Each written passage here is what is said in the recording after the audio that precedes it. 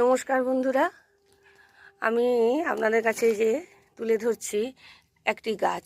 এই গাছটি হলো সজনে গাছ। তবে এই সজনে গাছটি কিন্তু কোনো সাধারণ সজনে গাছ নয়।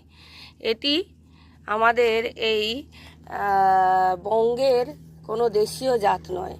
এটি দক্ষিণ ভারতের প্রসিদ্ধ গবেষণাগার থেকে উৎপাদিত, প্রসেসিং করে কৃষি বিজ্ঞান কেন্দ্র থেকে, ইনস্টিটিউট থেকে উৎপাদিত ODC3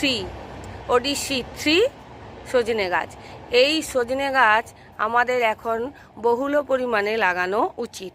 কেন উচিত? আমরা দেশীয় গাছগুলি তো লাগাচ্ছি, আমাদেরকে এরকম গাছ চুজ করতে হবে, অর্থাৎ নিতে হবে যেই গাছ থেকে আমরা সারা বৎসর কিছু না কিছু পাই।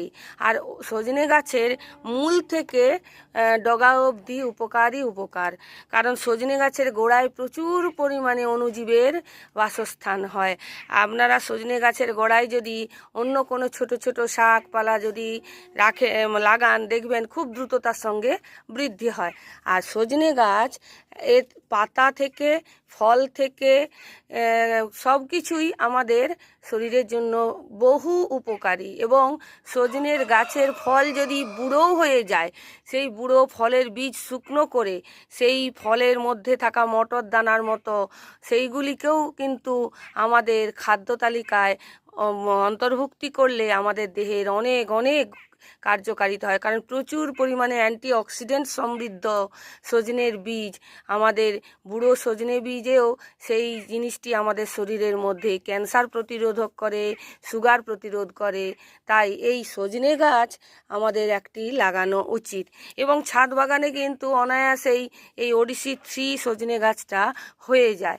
এই সামান্য এই রকম ক্যারেটেই আপনারা সুন্দরভাবে করতে পারবেন। সজনে গাছের যখন ফল ধরে গেল, তারপরে সজনের ডাঁটা তুলে নেওয়ার পর গাছটাকে কেটে দিতে হবে।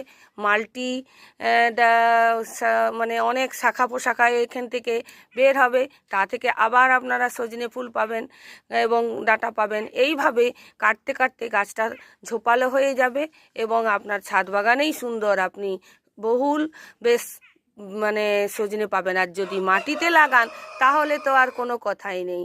এই সজনে গাছকে খুঁটি হিসাবে ব্যবহার করে তার নিচে আপনারা ড্রাগন ইত্যাদি সুন্দরভাবে কিন্তু চাষ করতে পারেন সাথী ফসল হিসাবে। তাই এই সজনে গাছ, ODC3 সজনে গাছ এনে লাগান এবং বাগানকে সুন্দর করুন। নমস্কার।